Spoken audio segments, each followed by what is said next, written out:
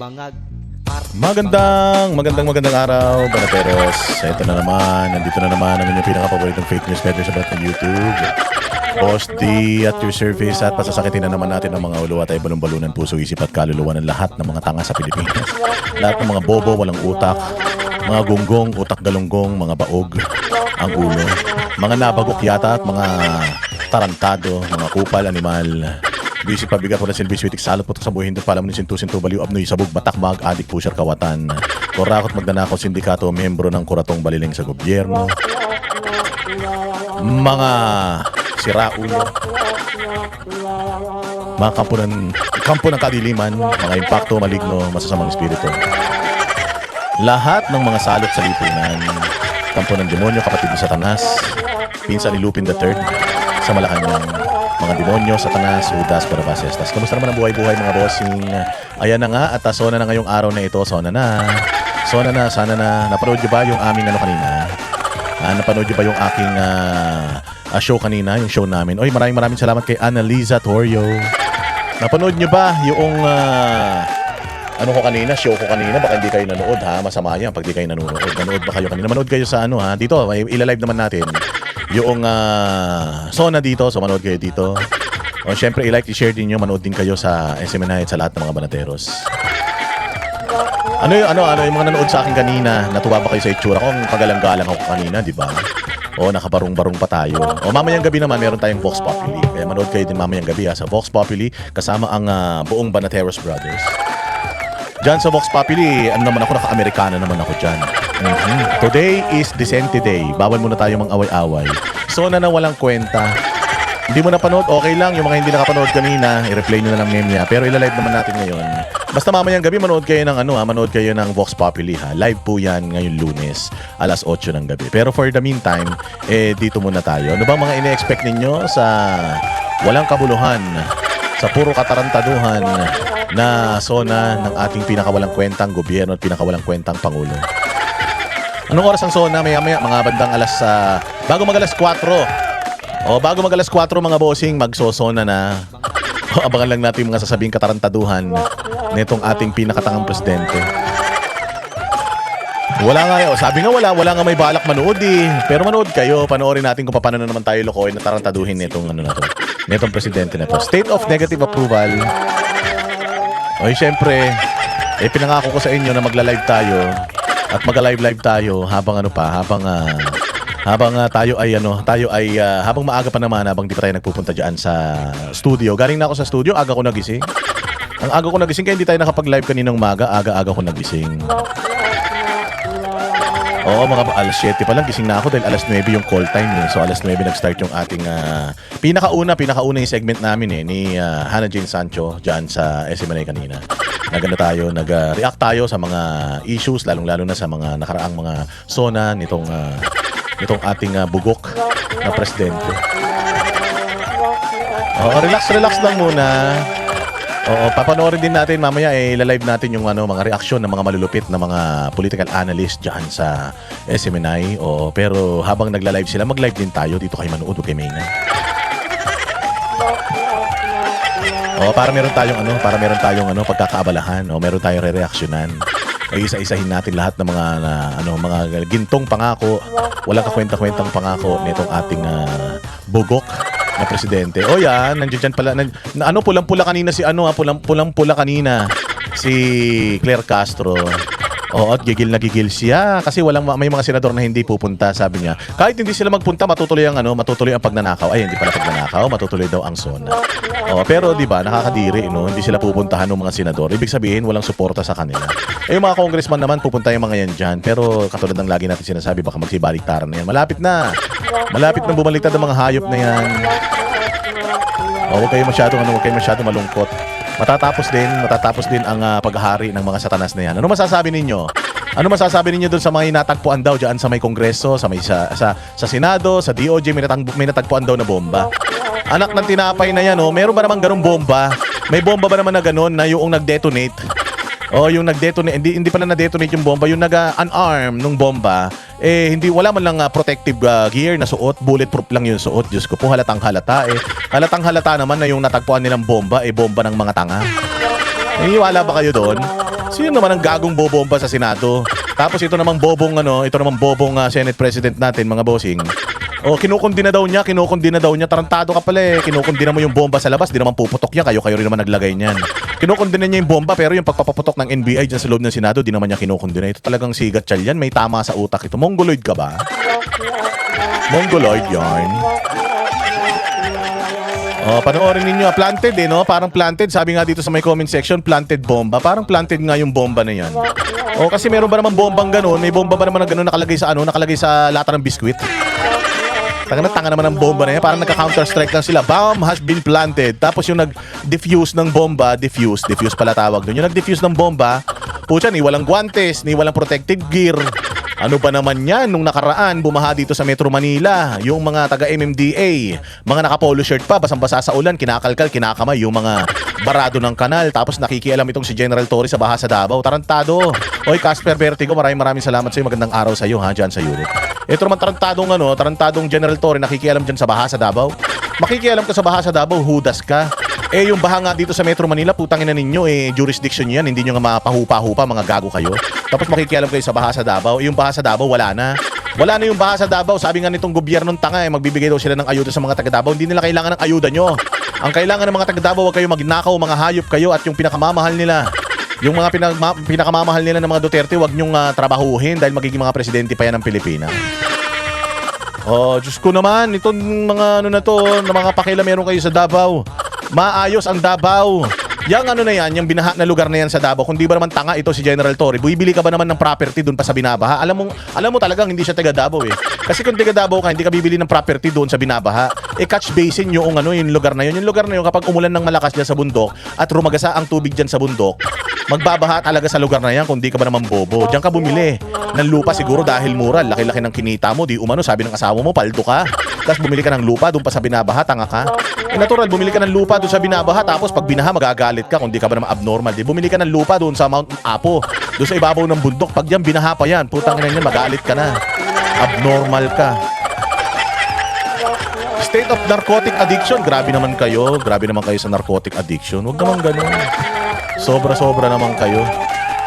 Oh, ano pa yung mga nakikita niyo sa social media na gusto niyo reaksyonan natin habang tayo'y nanonood bago tayo manood ng Sona ng mga tanga. Oo, talagang bumabaha doon sa Talomo yata yun eh. Bumabaha talaga doon, mababa yun eh. Doon talaga ang ipunan ng tubig. Parang Marikina. O hindi ba yung Marikina, yung riverbanks? Kaya nga tinawag na riverbanks yan eh. O kasi lahat ng ulan sa buong Rizal, Antipolo, lahat doon pumupunta. Bumabaha talaga sa lugar na yon. Kita mo nga hindi nga masyadong umulan nung araw na yun. Doon sa bundok umulan, bumaha roon. Kundi ba naman kayo mga abnormal? Parang sinasabi ninyo na walang tubig sa dagat. O dagat yan, may tubig dyan. Malapit yan sa ilog, swamp.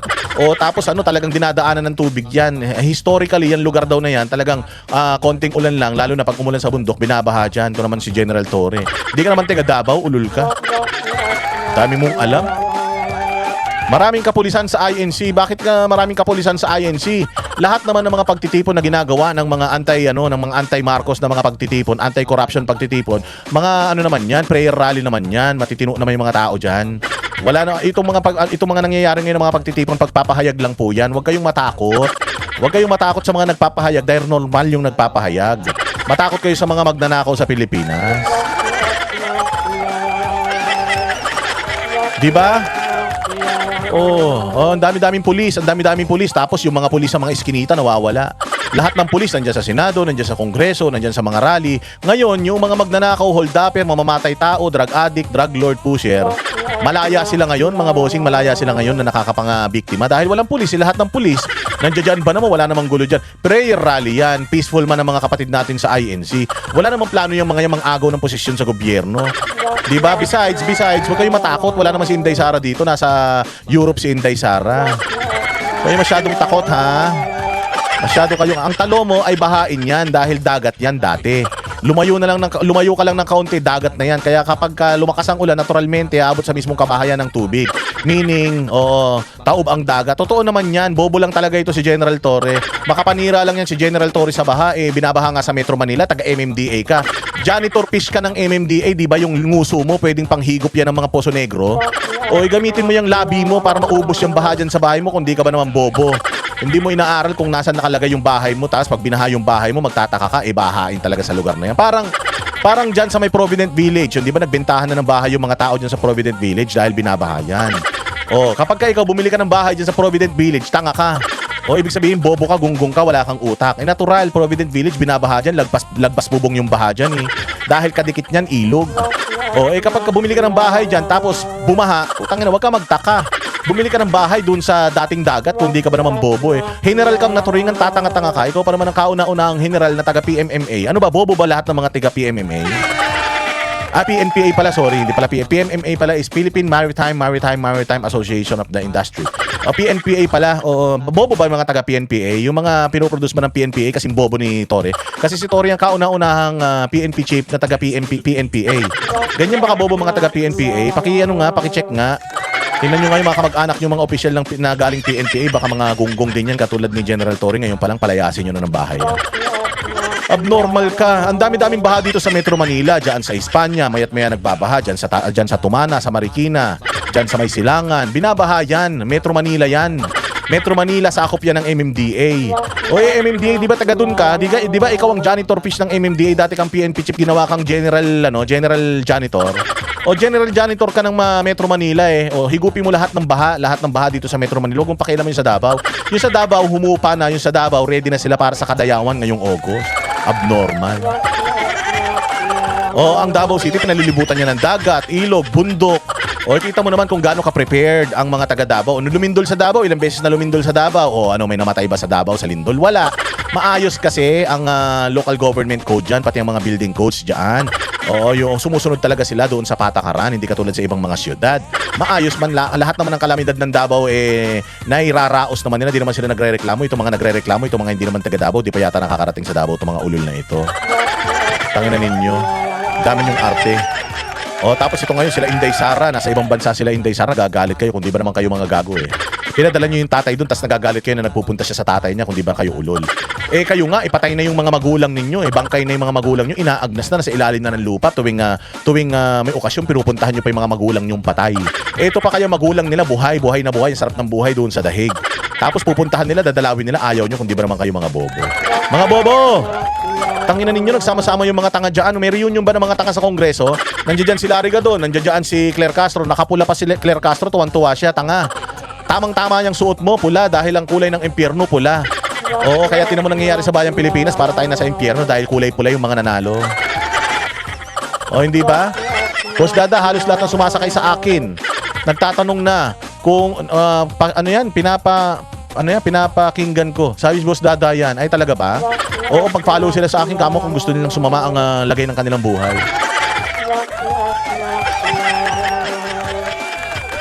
Kaya yan mga bossing, manood tayo ng mga malulupit na mga diskusyon ng State of the Nation Address 2026 dyan sa SMNI. Pero dito nyo panoorin. I-feed natin mamaya yung feed ng SMNI Nandiyan dyan din ang mga banateros. Nandiyan din ang mga malulupit na mga political analyst. Sila Perdito Pasio, mga profesor, mga abogado. Kanina ang kasama namin yung anak ni Sal Panelo. Yung anak ni Sal Panelo magaling yun. Pero si Sal Panelo, siya lang ang tama eh. Walang mas magaling kay Sal Panelo kundi siya lang. Pero magaling yung anak niya, kasama namin kanina. Ang ganda ng mga paliwanag niya. Ang ganda rin ng balitaktakan namin ni Hannah Sanchez. Supposedly, isang oras lang yun eh. Isang oras lang sana yung aming show, pero inabot kami ng 3 oras, di ba? Ganyang kalupit si Boss Dada. Wala kaming script dyan, Ngayon pala, sona ni Pakulong Marcos, puro pakulo. Ay sabi nga nila, inaabangan nga natin. Sabi nila may mga usap-usapan na arestuhin daw ngayon si Martin Romualdez. Aarestuhin si Martin Romualdez. Ulol. Tangina niyan, baka nakatakas na yung ulol na yan. Mas pogi ka, Boss Dada, kapag ka nakabarong. Parang ibuburol na. Nakapambu. Sabi ko kanina, nakapambu ako eh. Sabi ni Tornito Pasio, ano yung pambu? Pamburol. Pero ang ganda nung ko. Kaya maraming salamat Kahapon may nagpadala sa akin ng GCash, mga bossing. Nagpadala sa akin ng GCash kahapon, pambili ko ng Americana. Si Madam Rosemary De Jesus. Madam Rosemary De Jesus, maraming salamat sa iyong pakulay. Jennifer GS25 dyan sa Amerika, maraming salamat sa iyo. Maraming salamat kay Madam, nakalimutan ko ulit ang pangalan, kay Madam Rosemary De Jesus. Nagpadala siya ng pambili ng Americana. Mamaya makikita nyo yung Americana binili ko. Yung Americana binili ko, Memia, susuot ko sa Vox Populi alas 8 ng gabi. Manood kayo Diba? Naka-close neck na ako kanina. O dati yung barong ko, hindi ko maisara yung leeg. Ngayon naisara ko sa leeg. Maraming salamat, Doc Miguel Baker, sa pagpapapayat kay Boss D, ha. Akala nila yung presyo daw ng bilihin ang bababa, ang presyo ng bigas, yung pala ang bababa ay yung trust rating ni Bongbong. Oy, bayaan nyo na. Bayaan nyo na si Bongbong Marcos, matatapos din yan. Matatapos din ang paghahari ng salot na yan. Pagdating ng 2028, may bago na tayong presidente, huwag kayong magalala. Hindi may impeach yan si Inday Sara, may impeach ba si Inday Sara? Wala yan. Puros pautot lang yan. Sabi ni Kadon, padala ko pambili pumada, wala na nga akong buhok, magpupumada pa ako. Ano ba naman yan? Bagay, no? Bagay yung barong. O, yun na rin susuot ko pag binurol ako. Kulang na lang bulak sa ilong. Hoy, hindi ko naman kamukha si Tambaluslos. Si Tambaluslos laging nakanganga eh. Laging nakanganga yun, wala kasi laman ng utak nun, parang yung pinsan niya. Parang yung pinsan niya na si Bongbong. Oy, naniniwala ba kayo si Bongbong ang susulat? Si Bongbong ang susulat ng kanyang speech. Putang ina niyan. Anong laman ng speech yan? Puro alamano. Ibobo yun eh. Baka nga hindi marunong magsulat yung putang ina nun. Paano magsusulat ng speech niya yung gago na yun? Napakatamad niyan, napakatanga pa. Diyos ko Lord, sabi nila manood daw tayo ng Sona. Sabi daw ni Leni Robredo, marami naman daw nagawa si Bongbong, hindi lang halata. Gago rin eh. Tanga-tanga rin to si Leni Robredo. Sabi ko ngayon, dalawang pinakatangang tao sa buong mundo nag-usap, si Bongbong at saka itong si Leni Robredo. Mantakin mo, marami daw nagawa si Bongbong, hindi lang halata. Kung marami yan, imposible naman hindi mahahalata. Pwede ba naman yung marami na hindi mahalata? Okay lang siguro yung konti, hindi mo mahahalata. Pero yung marami nagawa, tapos hindi mo nahahalata. Ano yung multo? Abnormal yarn? Si Aileen di pupunta sa Sona. Di naman siya imbitado. Walang hiya na yan. Ito talaga, ito si Leni Robredo, nabigyan lang ng 500 million ni Bongbong Marcos para sa proyekto eh. Diyan sa Bicol, hanggang ngayon wala pang nangyayari eh. Bati-bati na sila ni Bongbong. Samantalang dati sinasabi niya magnanakaw ang mga Marcos, tapos ngayon marami nagawa si Bongbong. Tanga talaga yan si Leni, consistent. Kung si Bongbong consistent na magnanakaw, ito si Leni Robredo consistent na bobo. Diba? Oy, Jennifer Montesa dyan sa Singapore. Maraming salamat ha. Oy, salamat sa mga nagpapakulay ha. Huwag kayong magsasawa. Magpakulay lang kayo na magpakulay para sa ekonomiya. O, kailangan masaya. Lubog man ang ekonomiya ng Pilipinas. Kailangan yung ekonomiya ng Boss Dada TV. Kailangan laging kailangan laging makulay. O, sana umabot ng 3 hours ang live mo para tagal ba? Oh, grabe ka naman, 3 hours. Papanoorin pa natin yung mga reaksyon ng mga taga-SMN at saka papanoorin pa natin yung Sona ni Bongbong kahit wala namang kakwenta-kwenta. Pag di natin pinanood yun, wala tayong re-reaksyonan. Wala tayong pagtatawanan, di ba? Kailangan natin panoorin niya para may pagtawanan tayo. O ito si Claire Castro, inutil talaga eh. Kinukontra niya yung mga sinabi ni Baste doon sa Davao at saka kinukontra niya si Inday Sara. Sabi daw si Inday Sara, pasyal lang ng pasyal. O pasyal ng pasyal si Inday Sara kasi nga pinapasyalan niya yung mga Pilipino na nagmamahal sa kanya, hindi katulad nyo. Oy, Cynthia Losborne. Cynthia Losborne, maraming salamat sa iyo dyan sa Australia. Hello, keep up the good work. Thank you very much. Cynthia Osborne. Cynthia Osborne pala, putang ina, tanga ka talaga, Boss Dada. Cynthia Osborne, salamat sa iyo. Di marunong magbasa, malabo na yung mata. Pupusuan natin kapag kaganyan, makulay na makulay. Oy, maraming salamat ha. Kay Putragis, pinapaalala ni Putragis, meron po tayong Gcash. Oo, pinabibili natin ng t-shirt yan. Oy, Megan France dyan sa Hong Kong, salamat sa'yo. Mabuhay. Oy, sabi nga ni Claire Castro, pasyal daw ng pasyal. Oo. Galit na galit kasi siya kay Inday Sara kasi si Inday Sara pasyal ng pasyal pero mahal ng mga Pilipino. Imagine. Sabi nila bobo si Inday, sabi nila pasyal lang ng pasyal si Inday, nang lulustay lang si Inday. Sabi nila walang silbi si Inday, sabi nila wala daw utak yan. Pero bakit ganun? Bakit mahal siya ng mga Pilipino? Ganun ba katanga mga Pilipino, magmamahal sila na magnanakaw? Kung talagang magagaling kayo, mahal kayo, bakit nagpunta ka sa Canada, Claire Castro, kulang na lang tapunan ka ng tae. Oo, nagsumbong ka pa sa pulis, inutil ka. Bobo. Ilabas nyo daw yung galit nyo kay BBM sa pamamagitan ng pagpapakulay. Hindi ako naniniwalang galit kayo sa gobyerno kapag hindi kayo nagpapakulay at saka hindi kayo nagjijika, sabi ni Putragis. Hindi kasi makapasyal, tama, kaya inggit na inggit yan si Claire Castro. Sabi nga dito ni Shirley, kaya inggit si Claire Castro sa pamamasyal ni Inday Sara. Di kasi siya makapamasyal. Minsan lang siya mamasyal. Putang ina, pinagmumura pa siya ng mga Pilipino, tinawag pa siyang pangit. Claire Castro, putang ina mo, pangit, sabi sa kanya. Galit na galit sa kanya yung mga taga-Canada. Oo, nagulat siya. Minsan na nga lang siya mamasyal, namura pa siya, samantalang si Inday Sara. Minsan na nga lang mamasyal, paulit-ulit na nga yung pagpunta niya sa mga bansa na yan, pero nagkakagulo pa rin yung mga tao, mahal na mahal pa rin siya ng mga tao. Saan ka naman? Partida pa yan. Oy, Claire Castro, alam mo para mahalin ka ng taong bayan, kumain ka ng tae na may bubog. Baka sakali mahalin ka ng taong bayan, buwisit ka.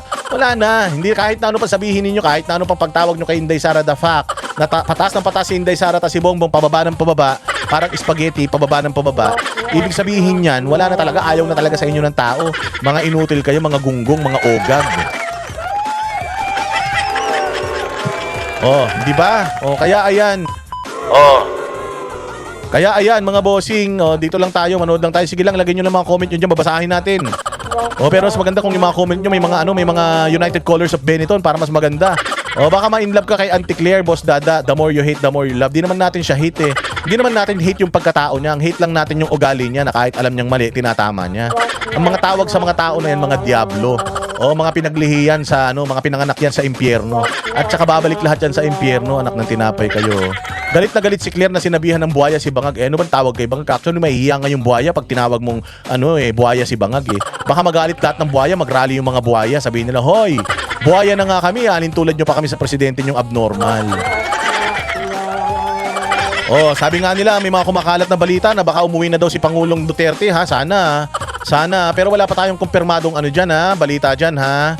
Huwag kayo masyadong nagpapaniwala, baka mamaya sumakit na naman ang mga puso ninyo. Hindi, kaya ang pinaguhugutan lang nila, kaya nila nasabing uuwi na si Pangulong Duterte dahil ang pinaguhugutan nila mga bossing yung pronouncement ng Amerika na dudurugin nilang ICC at marami na hinihikayat ng Amerika ang lahat ng mga alyado nila na miyembro ng ICC na kumalas na sa ICC. Kita mo tayo, talagang hindi tayo mahal nitong gobyerno na ito eh. Bakit? Tingnan mo, pinatawan tayo ng 12% na taripa ng Amerika.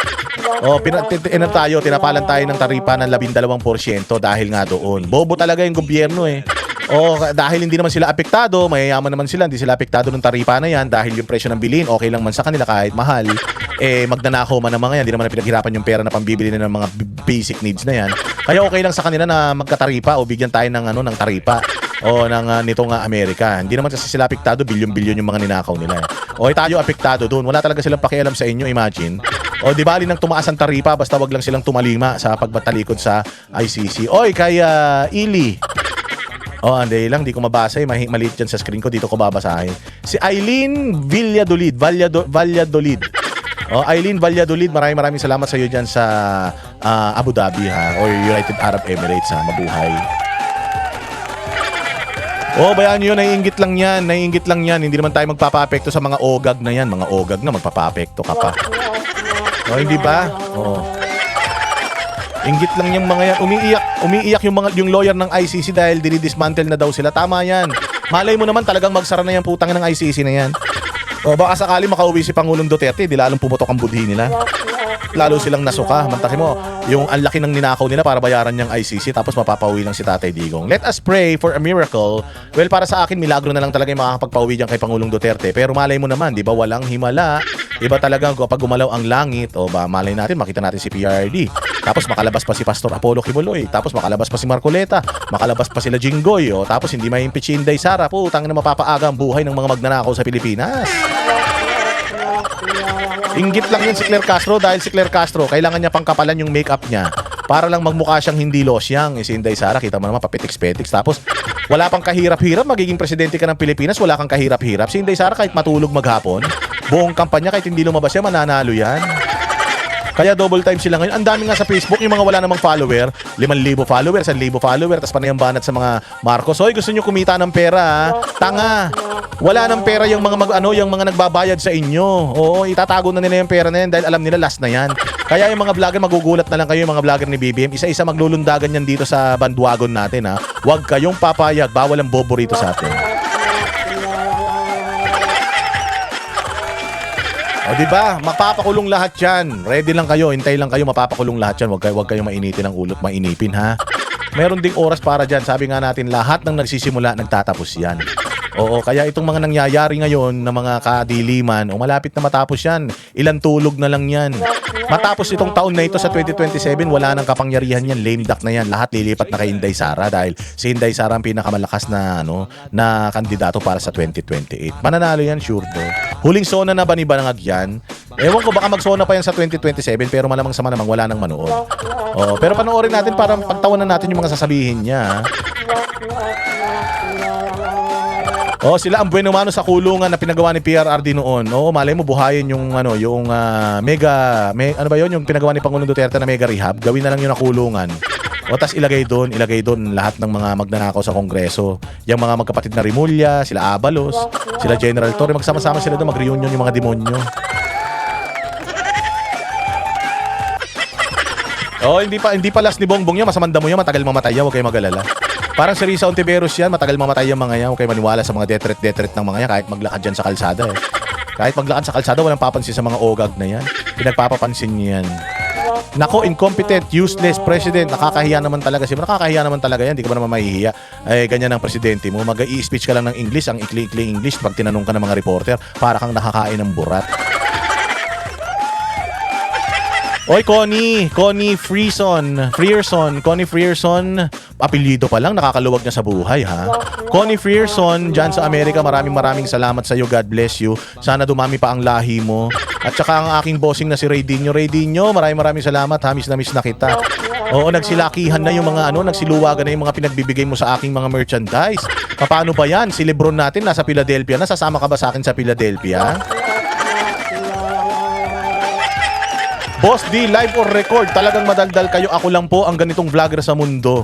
Wala na kayong makikitang vlogger na katulad ko na madaldal, na entertaining. Ako lang yan. Banateros lang yan, wala nang iba. Pag nanood kayo sa iba, malulungkot kayo. Wala silang talent. O tayo lang ang may ganitong talent. Sabi nga nito ni Don Romeo, English, Tagalog, bulol. Putang ina niyan eh, taga Mars yata yan, iba salita nila eh. Inuulit-ulit para sirang plaka. O hindi ba, bugok yan. Hindi ba? Kaya nga nagsama-sama dyan ngayon sa Kongreso, ang gaganda ng mga damit ng mga satanas. Oo, yung mga mamahalin nilang mga damit, yung mga diamante nila ngayon, suot-suot nila, yung mga mamahalin nilang relo. Parang nagkaroon na naman ng fashion show ng mga abnormal na mga sintu-sintu dyan sa Kongreso. Tatandaan ninyo ng panahon ni Pangulong Duterte, walang ganun. Panahon ni Pangulong Duterte, simple lang. Ang mga pakain sa kanila, mga banana Q lang. Oo, tapos ngayon, mga pakain sa mga yan, baka mamaya mamahalin pa yan, putang ninyo na. Libre na kayo lahat, ang sasarap pa ng mga pagkain yung mga hayop kayo. Ha? Shout out sa lahat ng mga nanonood ngayon dito. Ilan na ba tayo mga nanonood ngayon? 2,300. Yan, maraming salamat. Again, napakapalad ng mga nakakapanood dahil mamaya pagkatapos nito, ipa-private na natin to. Pag private natin nito, dire-diretso na yan. Dire-diretso na yan na i-upload na lang natin yan as video, ha? Doon na kayo manonood. Salamat sa pagtangkilik nyo sa mga video natin, ha? Kapag ganyan ng ganyan, kapag marami tayo lagi pag-live, pagka ganyan, makulay ang ekonomiya ng Boss Dada TV. Araw-araw tayo magla-live. Gusto nyo 3 beses ang araw pa. Para hindi kayo maboring, para masaya ang mga buhay ninyo. Gusto ko yung designated survivor ulit. Designated survivor man si Inday Sara, Vice President yan eh. Meron pa silang bomba-bomba na lalaman, mga ulol. Kung may bomba man yan, pag sumabog yan, sumabog ng katangahan, nakuha nyo na yan, mga tanga kayo. Sino maniniwala may bomba-bomba pa dyan? Wala naman. Kita mo yung gumawa ng bomba, pantanga rin eh. Saan ka makakita ng bomba? Pucha, puro pulbos yung laman nung lata. Tapos yung nagdi-diffuse, wala pang uniform, walang guantes, walang espesyal na mga gamit. Anak ng tinapay, tanim bomba yan. Tanim kaso na nga kayo kay Inday Sara, tanim witness pa kayo. Tapos tanim ebidensya pa kayo. Tapos ngayon may tanim bomba na naman kayo, mga style nyo bulok. Lahat na lang ng klase ng kaeklatan, ng kaepalan, ginawa nyo na. Walang hiya kayo, scam yung bomba na yan, budol yan. Ay, maniwalang bomba. Paano, sinong bobombahin mo sa labas ng Senado kung di ka ba naman abnormal? Pumasok nga dyan sa Senado, mga NBI, nakabaril, nagpaputok pa sa loob, hindi kayo nagagalit, tas yung bomba sa labas, nagagalit kayo. May pabomba-bomba lang yung mga yan para magdeklara ng martial law yan si Bongbong Marcos, magdideklara ng martial law yung ulol na yan, kunyari pa siya. Di ba pati bomba, budol, lahat yan budol. Wala nang ginawa itong gobyerno to, pati panluloko sa taong bayan, manual. Diyos ko Lord. Dapat wala nang sona kasi walang katuturan yan. Wala, binoto nyo eh. Binoto nyo kasi sa susunod huwag tayong boboto, ha. Sabi ko kanina sa show namin ni Hannah Jane Sancho. Itong nangyayari ngayon sa atin, wake up call yan. Dapat magising na tayo, ha. Dapat bumoto na tayo ng tama. Bumoto tayo ng tama, mga bossing, sa 2028, ha. Lahat ng mga dilawan, lahat ng mga congressman na pumirma sa impeachment ni Inday Sara, lahat ng mga pulahan, i-endorso i-endorso ni Bongbong Marcos, lahat ilagay natin yan saan, itapon natin sa bangin, ha. I-plus natin lahat sa inidoro. Kung dati 8 diretso inidoro, gawin din natin yun, ha. Diretso nga natin yung yung mga dilawang pangit eh. sa Inidoro. I-shoot din natin lahat ng mga i-endorse ni Bongbong Marcos, lahat yan, mga kawatan yan. Tandaan nyo na ngayon pa lang, lahat ng i-endorse ni Bongbong Marcos, kay Mayor, Senador, kay magnanakaw yan.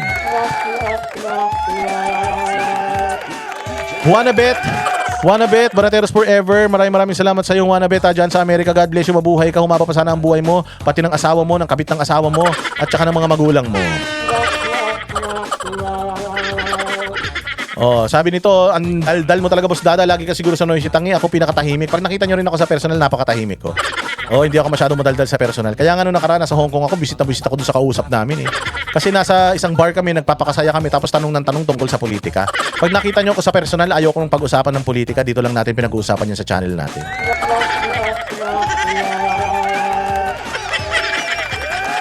Hindi ba? Ready na ba kayo? Isang oras na lang. Isang oras na lang, bossing. Mga bossing, magsasalita na yung pinakasinungaling na tao sa buong mundo. Pinakasinungaling, pinakamagnanakaw, pinakainutil, pinakawalang silbi. Lahat ng pinakyaw na ni Bongbong. Dapat ang pangalan niya Pinaka. Huwag niyo daw siyang tawagin BBM. Kailangan daw may presidente sa umpisa. Oo.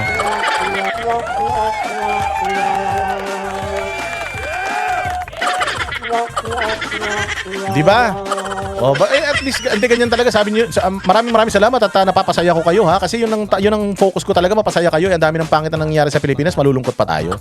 Ipakita natin sa lahat ng mga kawatan sa Pilipinas na masaya tayo, hindi tayo masaya sa ginagawa nila, pero masaya tayo na kahit na ganyan ang ginagawa nila, hindi tayo masyadong naapektuhan. Kahit nakakalungkot ang mga balita, gawin natin nakakatawa. Para naman, baka mamaya niyan, sa sobrang pag-seryoso natin, baka mauna pa tayong mamatay sa mga putang ina niyan. Dapat mauna silang mamatay sa atin, ha. Makarma lahat ng mga yan. Kailangan na pagdating ng presidente na si Inday Sara, tapos magiging presidente pa si Baste, tapos magiging presidente pa si Robin. Ako po, sigurado ako, mamamatay yung mga yan, maagang ikakamatay ng mga yan, lalong-lalo na pag hinahabol na sila netong mga future Duterte-aligned presidents natin. Pag hinabol ng mga hayop niyan, pati yung mga anak nila, pati yung mga brief ng mga anak nila, isi-sequester natin. Ang saya-saya niyan.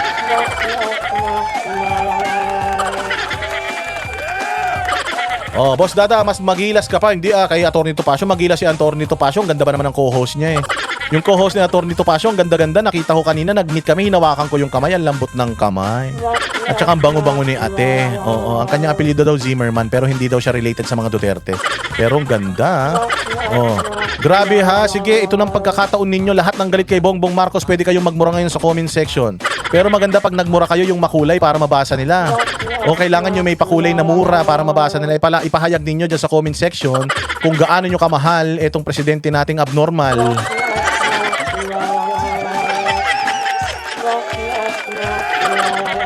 Uy, kala ko yung nagkasalita sa TV, kala ko kaklase ko, hindi pala.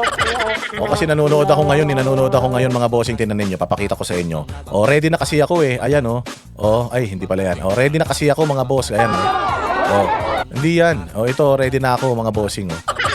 Yung mga tawag dito, yung broadcast ng SMNI. Ayan, ready na ako. Ipi-play ko na lang mamaya para mapanood natin ng sabay-sabay. Diba?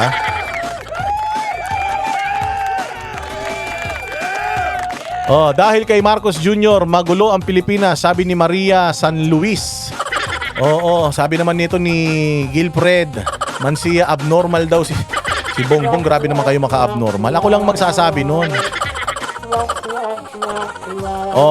Hindi, maniwala kayo, wait lang kayo, ha, kasi talagang mamaya ay magsasalita rin si Bongbong.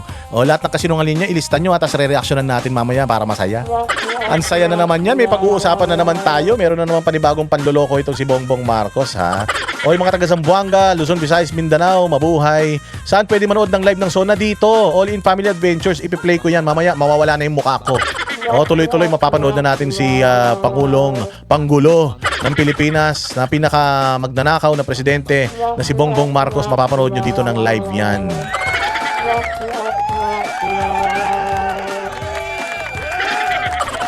Di ba? Ang saya-saya, ganyan lang dapat. Huwag kayo magsasawa. Dapat masaya lang tayo lagi. Habang binabati ko sila si Inday Sara, kita niyo si Inday Sara walang pakialam. Unbothered. Unbowed. Walang pakialam. Dapat ganun din tayo. Hindi naman sa wala tayong pakialam sa pagnanakaw nila. Araw-arawin natin murahin ng mga hayop na yan dahil sa mga pagnanakaw, ha? Wag kayong hihinto. Kailangan araw-araw natin murahin yung mga yan sa pagnanakaw. Pero wag tayong magpapapekto masyado. Wag masyadong masama ang loob, wag masyadong malambot ang puso. Baka mamaya mauna pa tayong maglaho kaysa dito sa mga magnanakaw, kawatan, mga demonyo sa Pilipinas, ha? Kailangan lagi lang tayong happy, good vibes lang tayo. Oh, katulad nito si ating ini-interview ngayon, no? Ayan, oh, kita nyo, wala nang ngipin. Pati yata yung ngipin niya, ninakaw na ni Bongbong.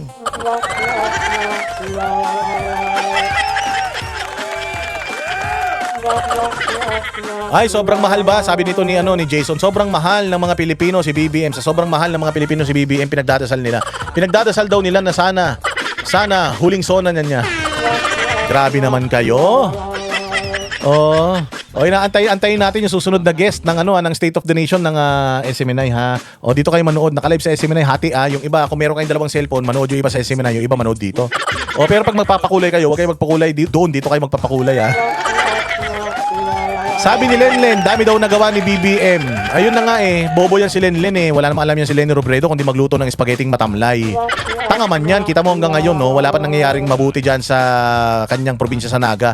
Nagkaroon lang sila ng drive-thru ng KFC, napakalaking achievement na sa kanila kundi ba naman mga tanga yan. Tanga yan.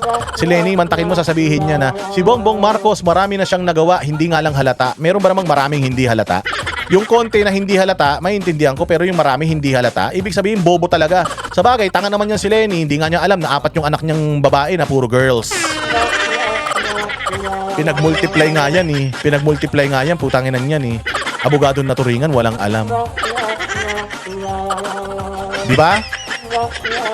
Thankful pa rin tayo kay VP Sara, nag-giveaway siya na mag-run si President dahil as early as kahit kailan sa akin Oo, wala na yun, tapos na yun. No? Yung pag-giveaway ni Inday Sara, tapos na yun. Yung patawarin na natin siya, nabutol din siya, parang kayo rin. O hindi naman natin alam natin may demonyo na tao sa mundo. Alam natin may demonyo sa impyerno. Hindi natin alam na may demonyo na nagkatawang tao na si Bongbong Marcos. Hindi natin alam na bukod sa magnanakaw at mamamatay tao yung pamilya nila, hindi natin alam na talagang mga traidor pala talaga sila at mga walang kaluluwa. O at least ngayon alam na natin kung si Imelda Marcos, si Marcos Sr. at si Bongbong Marcos walang ginawa sa Pilipinas, alam nga na iboto nyo pa yung anak niyan. Baka pag nagsitakbo yung mga anak ng mga yan, iboto nyo pa. Kahit anak ni Amy, pag tumakbo sa national, wag nyo yung boboto Wala na dapat mga Marcos na manalo sa national. Bayaan nyo na yung mga Marcos sa Ilocos. Bayaan nyo yung mga Ilocos na mag-elect sila ng mga demonyo sa sa gobyerno nila sa Ilocos. Kanila na yan mga Marcos. Mag-gobernador kayo dyan, vice mayor, mayor, gusto nyo lahat ng congressman, lahat kukunin nyo dyan sa distrito ninyo sa lugar ninyo sa Ilocos Norte. Basta pagdating ng senador, vice president, presidente, wala na tayo dapat iboboto ng mga Marcos. Mga salot yan Mga salot yan sa lipunan. Ready nyo, Sixers merch na ba, boss? Anything basta galing sa'yo, boss. Ready nyo kahit Lakers yan, kahit ako, Laker fan pa din naman ako. Pero syempre lumipat na si LeBron sa 76ers. Okay na rin naman ang 76ers sa akin. Inaano natin, sinasamantala natin habang nandiyan pa si LeBron. Pag wala na si LeBron, wala na tayo papanoorin. Corny na NBA. Sabi nito, boss Dada, di ako nagsasawang panoorin ang mukha mo. Grabe naman, mukha naman akong monay. Pumayat na nga ako, mukhang monay pa rin. Ano ba naman yan? Simula kay FEM Ferdinand Edralin Marcos hanggang kay Sandro, 4th class municipality pa din ang Ilocos. Oo. Basura yung Ilocos. Ako, taga Ilocos ako Ilocano man kami pero nakapunta na ako ng Davao. Pag mas malaki ang Davao kaysa sa Ilocos. Walang hiya na yan. Maniwala kayo. Diyos ko po. Ang layo ng Davao City dyan sa Ilocos. Ilan na naging presidente dyan? Gobernador, puro sila. Tapos mahirap pa rin yung mga tao dyan. Hanggang ngayon yung mga tao dyan parang mga taga-bundok pa rin.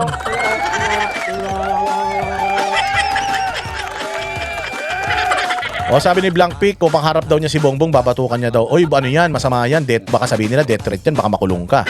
Ingat ka Dami pa naman nilang aso nakaabang sa social media.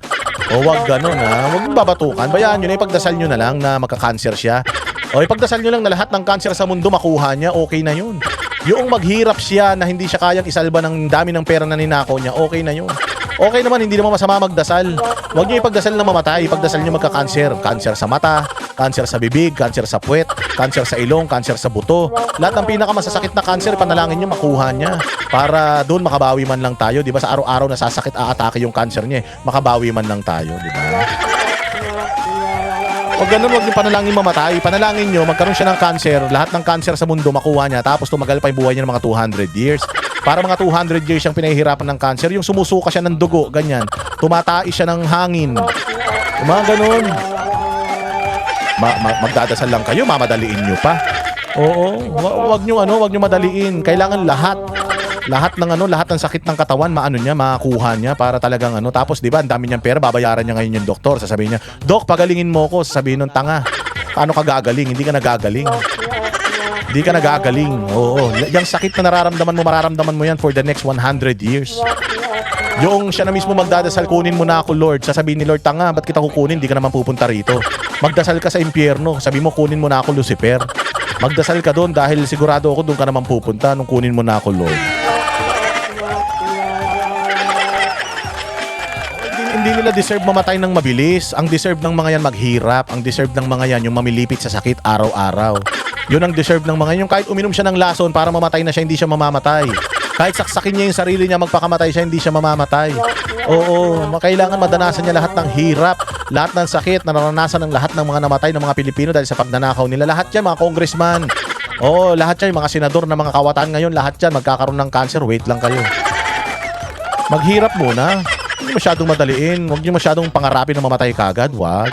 Maganda yung nagtatago-tago, 'di ba? Maganda yung umuubo ka ng may dugo, ganyan. Maganda yung hindi mo alam kung anong posisyon mo sa pagtulog. Yung may naririnig ka ng mga bulong, ganon. Huwag masyado magmadali, ha? Huwag masyado kayo nagmamadali, eh. Oh. Ano pa mga gusto ninyong reaksyonan natin? O inaantay na lang naman natin ang sona ni BBM. Ang walang kwentang sona ni BBM. Boss Dada, isa naman dyan para kay Claire Castro. Wala na. Kanino ka pa binaboy si Claire Castro? Si Claire Castro na nakapula, akala mo naman bagay sa kanya. Diyos ko Lord. Oy Claire Castro, napadeport mo na ba yung mga Pilipinong pinagmumura ka dyan sa Canada? Hindi mo sila mapapadeport, hindi ka Diyos. Just Chocomoca. Oy, Just Chocomoca, maraming salamat sa iyo. Oy, may pangako ka sa akin, Just Chocomoca, bibilan mo ako ng another 13 na lilabo na pabango ni Basti pag nagpunta ako sa Japan. Oo pupunta ako diyan sa Japan Oy, Maggie. Ay, ayan na yung mga taga Canada, si Maggie C. Oo, diyan sa Canada, boss. Boss da, 3 anak ni Lenlen, hindi 4, 3 ba? Mali mo naman, anak ka ng iba yan. Useless ang state of the no achievement ng presidente watching from Vancouver, Canada. Oo, I'm here. Makikipagpuyatan sa live mo. Maraming salamat kay Maggie. Magic Sarap. Maraming salamat Ang sarap mo talaga. Sarap mo magmahal. Malapit ang loob ko sa iyo Kamag-anak siguro kita kasi mabait ka, generous ka Baka pwede mo isingit si Vice Ganda. Nako, putangin na naman yung Vice Ganda na yan. Huwag nyo nang pinagpapapansin yan. Basta bakla, walang magawang matino yan sa mundo.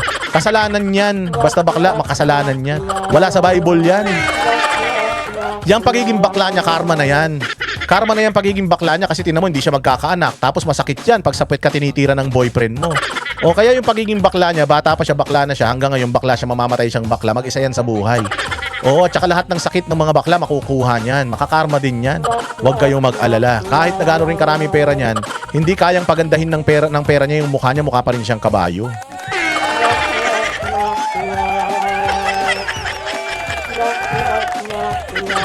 O, diba? Sabi ni Banat Bay, cancel daw ang Sona. Kaya maniwala dyan kay Banat Bay. Baka wala na naman magawa yan sa buhay. Shout out sa Davao. Davao's best green panada.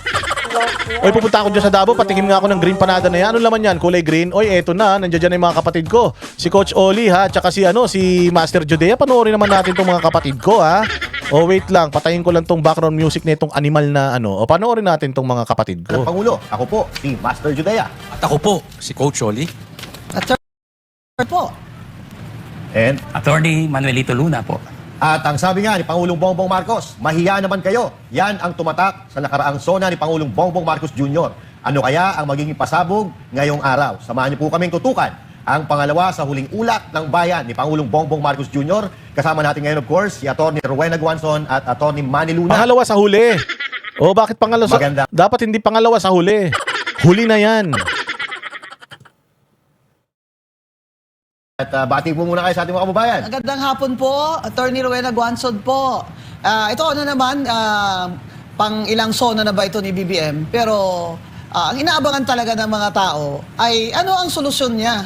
Sa 23 months na lang niya na naiiwan sa termino niya. Ay, akala ko ang inaabangan ng taong bayan, yung huling hininga niya. Grabe naman kayo. Huwag naman gano'n. Sagot sa flood control corruption at paano niya problema sa poverty at inflation. Alright, sa isa pa sa mga abogado, nakasama natin ngayon, walang iba kundi si Attorney Manny Luna. Sir, greetings po muna tayo sa ating mga kababayan. hapon sa ating mga kababayan. Ito po si Atty. Manuelito Luna, Manny Luna for short. And ang inaantabayanan natin kung anong masasabi ng ating Pangulo. Mga solusyon kung meron man sa problema na siya rin ang may gawa. Lalong-lalo na sa ekonomiya, sa question ng accountability and justice. So yun po ang ating inaantabayanan ngayong hapon. Okay, so Siguro simulan natin dito Yeah. kasi may nababalita po na for the first time ba to na siya mismo daw ang susulat ng kanyang SONA. Hindi ko alam kung ano isusulat niya doon. Baka alamano, hindi ko alam, yun na sa akin. let's find out. Let's find Pero out. sa mamaya. tingin ba, ngayon na ba mangyayari ito mga panyero? Parang never pa ako maniwala na wala siyang sumulat. Lahat ng presidente, kahit na si PhD na sa economics, si PGMA noon siyempre may tumutulong sa pagsusulat. Pero tingnan natin, malay mo will be surprised. Yeah. Well, on my part naman, well, that's something new. Kung totoo na siyang sumulat, tingnan natin yung quality ng kanyang speech. Yun ang magiging batayan niyan. Saka content, Panyero, content. Yes. Anong laman yan? Mga attorney, itong sinabi ni Pangulong Bongbong Marcos last SONA, itong sinabi niya na mahiya naman kayo. Sa tingin nyo ba, pinakinggan ng mga politiko or nitong mga sinasabi nating mga buhaya sa lipunan ng mga politiko, itong babala ni Pangulong Bongbong Marcos? Ikaw muna, Well, Attorney Luna. on my part, sana sinundan niya yan ng aksyon. Hindi lang enough na magsabi siya na mahiya kayo. Kasi mismo siya ay implicated no? Yes. Doon sa maleta delivery scheme. Sa insertion. Options, diversions, at flood control. So, gusto natin malaman ngayon kung anong masasabi niya doon sa sinabi niya previously sa SONA na mahiya naman kayo. Meron ba siyang ginawang action doon at ano yun? At matutuwa ba tayo? Ayun, Attorney Guanzon. Yung isa sa una niyang ginawang solusyon ay pag-appoint kay Ombudsman Crispin Remulla. Pero hanggang ngayon, wala namang nakukulong na mastermind. Si Secretary Bunuan nasa hospital arrest. Siya itong top of the heap, di ba? Maliban sa kay dating Speaker Martin Romualdez na Brad, yung Ombudsman Remulla. Kaya ang tinasabi ng mga tao, isang taon na, hindi mo kinaya, BBM? Hindi mo kinaya yung first cousin mo? Bakit? Actually, ako partner, attorney, hiyang-hiya din ako. Bakit? Bakit? Hiyang-hiya naman ako sa iyo, Bongbong Marcos. Hindi mong nagawa. Akalain mo ang nakakulong ngayon si Marcoleta at si Defensor. Oo. At ang hinahabol ng NBI director mo, Si Cayetano. si Cayetano at si Robin Padilla. Sabi pambihira. Sabi, ito yung sinabi ha. Sinabi to ni Lacson, sinabi to ni Matibag, sinabi rin to ni Boying. Nasusundan namin ang ebidensya kung saan pupunta. No. O sinusundan nila si Marcoleta. Oo. Kasi opposition Diba? Oo. Tsaka pagbukas ng impeachment, pinakulong agad si Senator Marcoleta. Halatang halata naman. Halatang halata yung sinasabi mo, Panyero, na justice. Justice, injustice, rule of law. Ayan, kahit dyan na lang sana, pinakita man lang niya sa ating kanyang fairness, wala How can you have a good business environment for foreign investors to come in kung wala kang rule of law, tsaka wala kang ease of doing business, kung lahat ng mga kurakot dyan, nagtatax dyan, biro mo yung BIR bago nila binago na nagreklamo ng mga tao, padala ng mga letter of inspection ng BIR sa lahat. Pati abogado, pinapadalhan. Kaya halatang halata na. Kaya itong sinasabi natin na rule of law, malaking sa akin bagsak ang grado ni BBM dahil nga walang plunder pero pinakulong sa plunder si Senator Marcoleta. And so far, mga attorneys and partner Olino, ang naaalala ko na tumatak na parang sinasabi niyang accomplishments niya is itong pagpapakidnap kay PRRD, no? At marami ako nakikitang katanungan kung ano daw ang expectation natin dito sa panglima na SONA ni Pangulong Bongbong Marcos. Well, ako, hindi na ako gaano nag-i-expect kasi pare-parehas naman halos From first SONA up until the fourth, halos pare-parehas lang naman yung sinasabi. At parang kung ikaw ay mahilig sa mga fiction or etong si Pangulong Bongbong Marcos parang fictional character kasi paborito parang niya si Ant-Man. parang yung mga sinasabi niya parang hindi nangyayari sa totoong buhay. And in fact, si Pangulong Bongbong Marcos, ang motivation niya kaya tumakbo, at sabi ito ng asawa niya, ay nanood siya ng Ant-Man. So now, kayo po ba, bilang mga abogado, kayo po ba, ano po ba ang expectation ninyo sa araw na ito na mga sasabihin, pagsisinungaling ba ulit, o paano ba? Well, base doon sa mga previous sonas niya, no, yung mga speeches niya, wala akong masyadong nakikita na accomplishments na i-report niya. Maliban na lang siguro yung mga ayuda na binibigay niya sa ilang sektor at sa mga barangay chairman all over the country. Pero alam mo, walang masyadong impact yon economically. Kasi mas maraming sektor ang na-deprive ng ayuda and there are no real projects despite the ballooning of our debt. Almost ano na tayo, 19 trillion na, Opo. 18.55 Wow. trillion pesos ang utang ng Pilipinas, pero wala akong nakikita na genuine accomplishments and projects on the part of the Marcos administration. Yun. Dapat talaga, para may transparency, pinapakita sa atin ni BBM kung saan napunta ang 19 trillion niyang pinag-uutang na tayo naman din ang magbabayad, pati na mga sanggol. At our estimate of 170,000 pesos bawat Pilipino ang babayad natin dyan sa utang ni PBBM. We want transparency. Saan napunta yan? Yung Maharlika funds, saan na napunta yan at kumikita ba yan? Kasi milyon-milyon po ang sweldo dyan ng chairman ng Maharlika Investment Corporation na yan. Kung titingnan natin sa first zona, pinomise niya, natutukan niya ang food production. Diba? Kasi we are not a developed nation. So we should rely a lot on food, our own agricultural production for our own consumption. Anong ginawa ni BBM sa loob ng 4 na taon? Nag-import siya ng import ng pagkain. Kaya dyan nanggaling na ang simula ng smuggling. Nung siya pa ay secretary ng Department of Agriculture, smuggling ng sibuyas, ngayon problema, technical smuggling ng asukal. Kaya mahirap ho maniwala kay BBM dahil 4 na taon na yung ating food production ay bagsak pa rin. Ngayon, bakit siya nag-i-import? Na itong peso to the dollar ngayon ay magkano na? 61.80. So, ibig sabihin, bawat angkat natin o import ng pagkain ay pamahal ang pagkain. Kaya naman po, pati bigas galing sa Vietnam at sa Cambodia ay 58 pesos na a kilo. Nung nagsimula yan, nung nagpresidente si BBM, mga 30 lang yan eh. At pinramise sa atin, magiging 20 na lang yan per kilo. Huwag dapat natin kalimutan yung mga promises niya dahil dyan niya kayo nabudol. Ngayon, yung SONA, yun yung report card niya sa mga mamamayan. Kaya dapat, sabihin niya sa atin, saan napunta ang mga utang, saan napunta ang mga kinuha niya sa Maharlika Fund, yung mga ilang toneladang 20 tons of gold, magkano yun, saan niya nilagay yun? At ang balita ko, Panyero, Yes. binenta na raw ang, ano ba yan, naiya ba yan? Nako. So there has been a lot of questions doon sa good governance ng ating gobyerno. Kung meron ba, kita ko bad governance Yes. and failed presidency. So malungkot man tayo dahil affected tayo bilang Pilipino. Pero yung leader natin parang walang pagsisisi at hindi siya very frank doon sa problema at kapalpakan niya. He always finds a way para ma-deviate ang issue tapos ibabaksak sa ibang opisyal ang sisi na siya man ang may gawa, siya ang may gawa ng mga problemang ito. Remember yung ating GDP when he stepped into power was 5.7%. Ngayon, sumadsad ito to 2.8% na lang. Layo. Bumaksak po.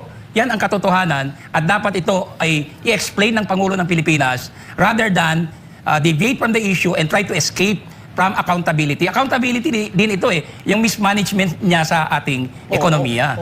Kaya attorney, ito maraming nagtatanong sa akin actually.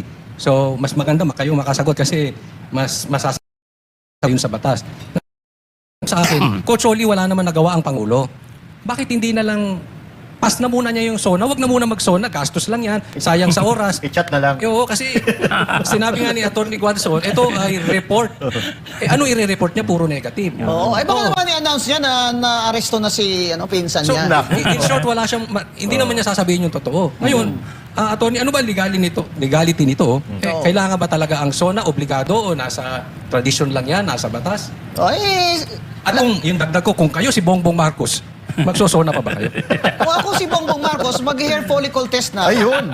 Importante yan. Kasi yan talaga ang dahilan bakit hindi tayo nagtatrust sa kanya. Dahil iniisip natin, addict siya talaga. Kaya pag addict siya talaga, di wala na siyang mabuting desisyon para sa bansa. At delikado siya as Commander-in-Chief. Sabi nga na isang friend ko, kalma ka lang ha, huwag masyado yung puso mo. Kasi wala namang sasabihin si Bongbong dyan na hindi disappointing after 4 years. Pero alam nyo, talagang hindi ko kayang ipagliban itong analysis ng SONA niya. Dahil noong unang SONA ni Bongbong, nakinig talaga ako eh.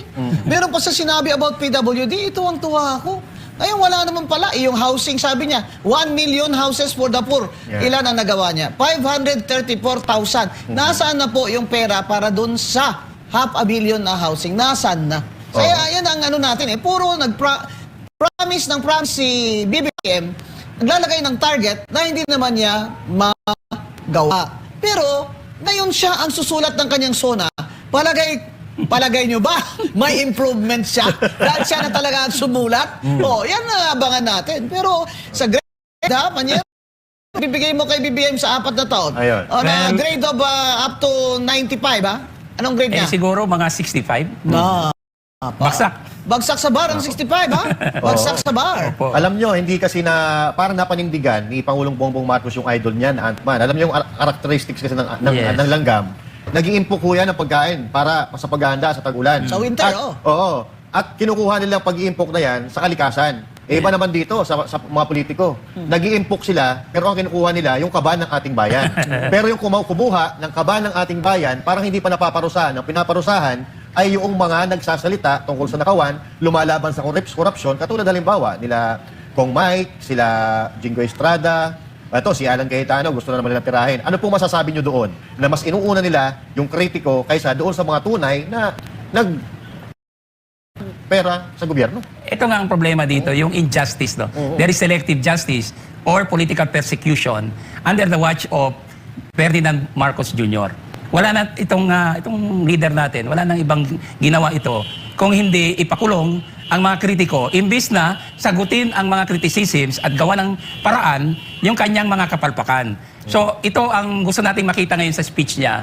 Kung meron siyang sasabihin, diyan sa issue ng accountability, na binabato rin sa kanya. Kasi remember, meron siyang pinirmahan ng mga budgets mula 2023 hanggang 2025, no? Pati flood control. Oo, flood control, yung unprogrammed funds yan, napakarami. Hindi naman niya binito. So, gusto natin malaman ngayon kung ang kanyang speech will cover all of this at there should be a substantial explanation kung bakit ganito ang kanyang direksyon. Walang direksyon ang Pilipinas at kawawa po ang ating mga...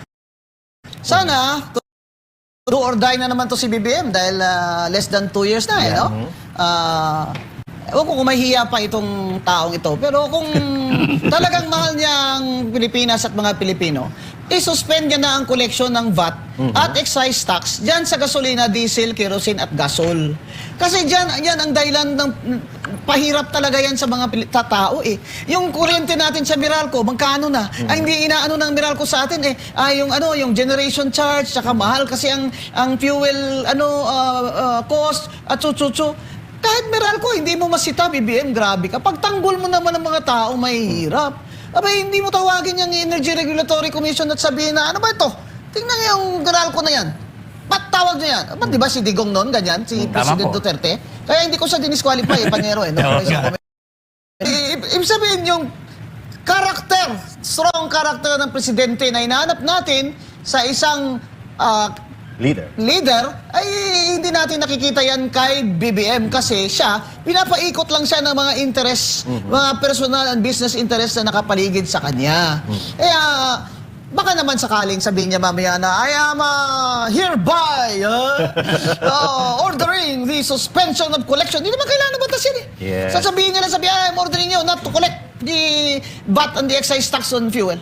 Di laking ginawa dahil tataas na naman master, tataas na naman ang gasolina by 10 pesos next week. Yan nga ang problema. No? Speaking of taxes, mga attorneys and partner, parang ang hindi intensyon ng gobyerno na iangat ang buhay ng mga Pilipino. Kasi yung katulad ng ginawa ni Congressman yung Batangas, si Leviste, na yung tax ng mga produkto ay parang hindi pinayagan. And at the same time, kung makikita natin, yung mga vloggers natin na umaangat sa buhay dahil sa pagbablog in their own capacity, gusto pa nilang taksan ng napakalaki. Kaya wala ka na mapuntahan dito sa Pilipinas. Puro tax and all that. Pero yung mining tax, bakit 3% pa rin? Yan. Kasi ang boss ng mga mining companies na yan, si Martin Romualdez. Yan Ilang taon na yan, ilang taon na yan, pagsimula pag-upo pa lang niya, gusto mong kumita ng tax para maibsan ang paghihirap ng mga pobre, doon ka mag-tax sa mga malalaki negosyo.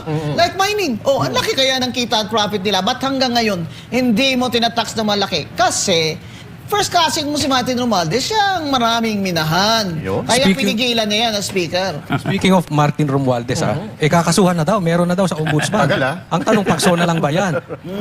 At saka, ano masasabi nyo, Atty. Giting pa rin ba niya yung flood control o ghost projects ngayong zona? Dapat banggitin niya. Kasi pag hindi niya binanggit, kasabwat siya. Ayun. At gusto ko rin marinig, sabihin niya, mahiya tayo. Kasi part siya ng problema, dapat mahiya rin siya kasi hindi niya ginawa ng tama yung kanyang trabaho at marami siyang problemang ginawa sa atin. For example, Opo. ang ating inflation ngayon is 6.4%. Napakataas. So, tapos biniblame niya sa external factors. Actually, mismanagement ng fiscal policy ng gobyerno ito. At walang ginagawang mabuti ang kanyang economic team led by Secretary Recto. Ayaw nga niya isuspend yung VAT Yes. na gusto sanang isuspend ni Congressman Lebiste. Lebiste, yes. So, alam mo, yung ganitong klase mga indirect taxes, ang impact niyan ay nasa mga pobre, hindi sa mga mayayaman. So, tama si sa pananaw na yan. Ikaw ay presidente at mahal mo ang taong bayan, unahin mo yung kapakanan ng mga mahihirap. Hindi yung mga mayayaman na nakapaligid sa'yo, yung mga kronis mo. Alam ko, parang sa tingin ko, no, pananaw ko lang, ano, ang tunay na SONA, yung nararamdaman ng tao, hindi yung naririnig sa entablado. Kasi nagre-reflect yan doon sa ratings ni Pangulong Bongbong Marcos eh. Kasi parang nakikita natin, iba yung sinasabi sa realidad na nangyayari sa ating bayan. So now, siguro parang dapat mag-change course itong si Pangulong Bongbong Marcos at ibahin yung estilo ng kanya pamumuno. Pero sa inyo po, ano po yung masasabi nyo doon? Too late na. Too late na? Tsaka wala nang investments eh. One foreign direct investments bagsak by almost 50%. Wala. So no new jobs. Walang bagong trabaho. Unemployed, 2.5 million. Add mo pa ang underemployed or mga yung mga ano lang, yung mga per hour lang, mga part-time. 5 million, that is 15.6% of the total population ng Pilipinas. At ayon sa survey, I think that's SWS, more than half of Filipinos, kalahati ng 112 million ay nakaranas ng gutom sa administrasyon ni BBM. Never pa yan nangyari sa mga nakaraang administrasyon. Kaya kung dyan man lang sana maniwala si BBM at i-reroute niya na yung mga kapirahan dyan, mga pondo, sa poverty alleviation, sa healthcare ng pobre at sa paggawa ng trabaho. Kasi yung unemployment, malaking factor yan. Sabihin mo man na mababa yung presyo, ibababa niya ang bigas. Kung mababa niya, pero wala naman trabaho ang tao. Yes. Ano ibibili nila ng bigas, di ba? Important pa yung bigas, Master. Okay. 58 pesos nga kilo, di ba? Ang hirap naman yan. Tapos, nila sa atin na peace and order daw, ano daw siya? Ang palakpakan, peace and order daw. Mababa daw yung crime Crime rate. Sino ba ang gumagawa ng crime rate? Di ba yung PNP din? Yun na nga po, Paano namin ma-check yan? Hindi naman, wala naman kayong... Maggawa nga kayo ng app, PNP, gawa kayo ng app dyan para makita ng mga tao kung ilan yung ng rape, ilan ang ilan ang napunta na sa court, di ba? Ilan ang nahuli nyo sa pagnanakaw, ganyan. Wala we have no way of checking our government, the Maharlika funds. Nakakalimutan na lang ba? At Ang gusto ko rin Maharlika makita, funds. Atty. Guanzon and the rest, yung kanyang political will na gawin talaga niya yung kanyang pinangako na ipakukulong niya ang mga big fish. Yes. Even yung mga kalyado niya. Yes. Wala akong nakikita. Nakakaawa. Yung ating mga kaibigan na yan at naglalantad ng katotohanan, sila ang unang ikinulong. Like former Secretary Mike Defensor, Senator Marcoleta, Senator Jingoy Estrada, at ngayon gusto pa nilang imbestigahan si Senator Alan Cayetano. Yes. So you see, yung kanyang sinasabi, hindi naman natatranslate yan sa kanyang mga aksyon Iba ang kanyang ginagawa sa sinasabi niya. Kaya wala akong kabilib-bilib dito sa taong ito. Bilang leader natin, he failed miserably. At napakasakit sa atin to because we gave the Marcoses a second chance. Kayo lang yun. Wala akong kasabi dyan, ha? Because of the... Kayo lang yun. Budol Yeah, dyan. kaya nga nagsisisi ako Budol sila. Ay, kami hindi, Kami, attorney. hindi kami Lenny budol, ako ha? Lenny ako Isko po kami noong Isko time na yun Ikaw lang yun. Ako nagsisisi ako because of the unit team, I supported. Pero, siyempre, meron namang time para tayo mag-isip. And despite yung kanyang sinasabi nung umpisa sa unit team na patuloy niya yung mga mabuti ni former President Duterte na hindi naman niya ginawa, Yes. binigyan natin siya ng chance. But after 1 year and 2 months, nag-resign kami sa TESDA because we saw red flags sa kanya at hindi na namin kaya yon. Tama yung sinabi ni Atty. No? Nakakapanghinayang po yung mga nasimulan ng dating Pangulong Duterte na hindi na pagpatuloy ngayon na yun sana ay mapapakinabangan ng taong bayan. And at the same time, nanghihinayang din ako doon kay Pastor Apollo Siquibuloy dahil napakaganda ng plano niya sa Pilipinas. Kaso, parang mukhang nadaya po siya doon sa eleksyon na sana ngayon kung nanalo siya ay napapakinabangan natin yung mga plano niya na yun para sa ating bansa. Kaya nga dapat sa susunod na leader natin dapat yung naiintindihan ang sikmura ng ating mga kababayan At hindi ang magnanakaw. at nararamdaman ng ating mga kababayan. Kasi paano masusolusyonan ang problema kung hindi naman niya pinagdaanan? Kung ibabase lang natin sa mga siyensya-siyensya. Kaya naniniwala ba kayo na dapat katulad ng pamumuno or style ng Duterte ang susunod para yung medyo mahigpit para talagang sumunod ang mga nasa gobyerno, sumunod ang taong bayan? Well, my part, nakikita natin na pwedeng ibalik yung tapang at malasakit ng ating Vice Presidente, who is now the leading presidentiable, Yes. si VP Sara Duterte. We really want a strong presidency. Kasi sa nangyayari ngayon, we have a weak leader in the person of President Marcos Jr. Kaya nga walang takot itong mga durugista, itong mga kriminal, gumawa ng mga karumal-dumal na krimen, sometimes diyan pa mismo sa harap ng ng ating publiko and in contempt of authorities dahil wala nang fear factor So dapat merong konting takot. And VP Sara is the right person, the right leader who can do that. Character. Yes. So I met her in Davao and it was only our second meeting. Our first meeting was when she appeared in Comelec for Hugpong registration of her party. And kahit hindi siya nagsasalita, alam mo, you can feel the kalmado siya, pero mafe-feel mo yung yung strength ng character niya. Ang isa pa pala, Master, na pinipredict ko bukas ang sasabihin ni Cayetano. BBM Ngayon po yun. ngayon pala. Sasabihin niya, sa foreign policy, I want to reset our relationship with China. Yun. Yan. Oo. Kasi dumating si Secretary Rubio ng Amerika di ba? Apo. Ito naman kasi si BBM. Ginaaway mo naman yung premier ng China, best friend yun ni Trump. US nga, may utang sa China ng ilang $1 trillion, nagdinegosyo yung mga yun. Tapos ikaw, para sumipsip sa kay Trump, banatan mo si premier ng... Siyempre, alam mo, ang China, siguro ang tingin sa kanya ay ant-man. Parang ant lang siya ba? Kaya hindi siya pinapansin. Pero ngayon, gusto ni BBM mag-reset ng kanyang relasyon sa China at pinasasabi niya kay Trump na sabihan ng premier ng na mag-open up kayo naman kasi ganyan-ganyan. Diba sabi ni Trump, I will mention it to the premier, di ba? Di ba yan, halata na talaga na si BBM ay hawak talaga ni Trump Sa leeg. Basta na sasabihin ko, pero... Ako na nagsabi, sorry. Ikaw na lang. Sa leeg. At kaya itong Paxilica na ito ay isang pagpapatunay. Ayan Okay. na, parating na siya. So, ayan. Andyan na. I-charge sa inyo yung gasolina niyan. Ayan po, nakikita natin sa screen ang pagdating po ni Pangulong Bongbong Marcos dyan po sa Batasang Pambansa. So tingnan po natin kung ano ba ang suot niya. Pabibilibin ba tayo sa suot o doon sa kanyang sasabihin mamaya? So sa kasalukuyan, hindi ulan, kaya hindi pa po bumababa. So abangan po natin. Baka mamaya, bigla tayong masyak no? Iba yung kasuotan niya, hindi barong, hindi tingnan Merkana natin. barong yan. So barong. Barong. Oo. So anyway, ngayon, nasa batas po, nasa konstitusyon na every fourth Monday of the SONA Yeah. ay magsasalita ang Pangulo. So hindi ko alam kung ano ang sasabihin niya ngayon, hindi natin alam, pero let's see. Kailangan pa rin mapanood natin kasi kailangan nating reaksyonan. No choice. No choice tayo No. No choice din siya No choice din tayo. And remember, na in all these embassies, mga foreign countries, may mga embasiya sa Pilipinas, at kahit na yung wala, ay manonood ngayon. Ayan. May mga ambasador nga dyan ngayon, nanonood sa loob ng Batasan. At yung sa mga kababayan natin na nanonood ngayon sa social media, comment ninyo kung ano ang expectation ninyo, ano ba ang inaasahan ninyo sa sasabihin ng ating kasalukuyang Pangulo. Natin yan. Ata, partner, nakababa na ata. Nakababa na. Parang nadulas, nakita ko Huwag naman. yung bodyguard. Ayan, ayaw kumakaway. Alam mo, despite his shortcomings, gusto din natin... Ito, yes, because despite that he is short. Gusto din natin marinig kung anong sasabihin niya.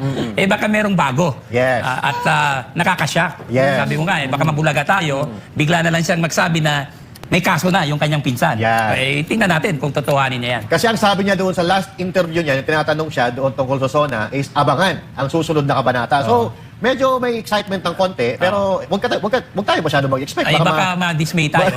Ano, attorney, halimbawa, lahat naman ng tao posibleng magbago. Yeah. Kunwari, nagbago siya. May pag-asa pa ba Pilipinas? Halimbawa, pinahuli niya yung pinsan niya, pinalitan niya yung ombudsman, pinalitan niya yung NBI director, naglagay siya ng talagang tapos pinahabol yung mga Kawatan. maleta boys. Oo. Yung mga nakinabang sa maleta. Paano yung inflation? Paano yung low gross domestic product? Kung wala yung mga OFW, wala. Bagsak na talaga ekonomiya natin. Their money is the one holding our country up. Kahit na gawin pa niya yan. Pero katungkulan niya na gawin niya yan, hindi lang dahil pinramis niya, dahil yan ang sanhi ng kahirapan natin. Okay, so So, ito. madaling, dalawang taon tayo, talaga, Oo. kahit magbago yan, magsasuffer tayo. No? Oo, kaya what do you expect, di ba? I don't expect much, di ba? Ako, wala naman siyang sasabihin na kasi very low ang trust rating nitong president ni PBBM eh. Negative. Oo, kaya kahit anong sabihin niya dyan, maniniwala ba kaya ang taong bayan? Iyon. Saka lame duck na siya. Remember, 2 years na lang.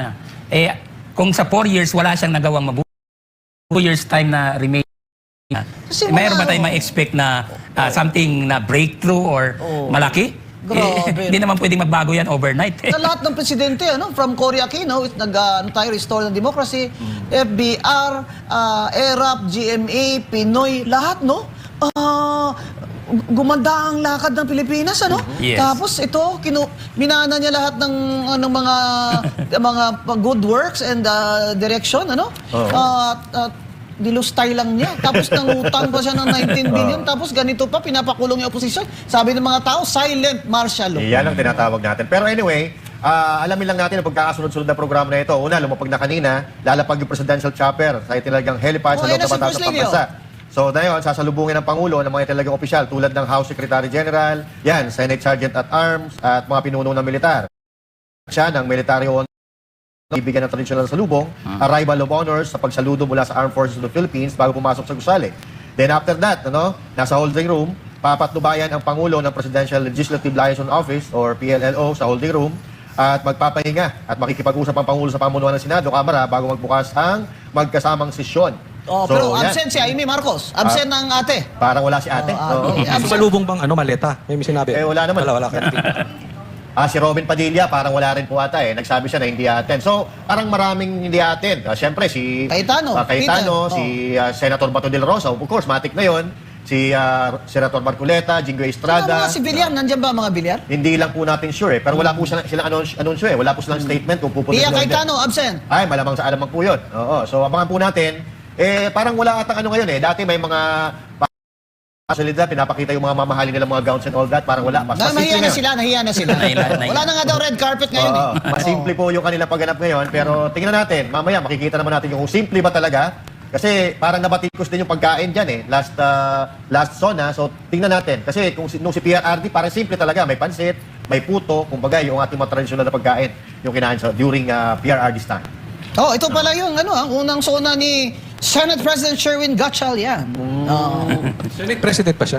Well, they had to repair his yung vagueness ng kanyang posisyon. Kaya nung 13 na sila, bumoto na sila na siya na talaga ang Senate President. Kaya ano nangyari na doon sa mga pinirmahan niya doon? Diba? Ang problema Ano lang, yun? pagdating sa impeachment, hindi niya ma-preside yung impeachment court. Yes, yun ang Naging problema. waling-waling, no? Bakit kaya, attorney? Well, maybe, Pero baka may magalit. Nako.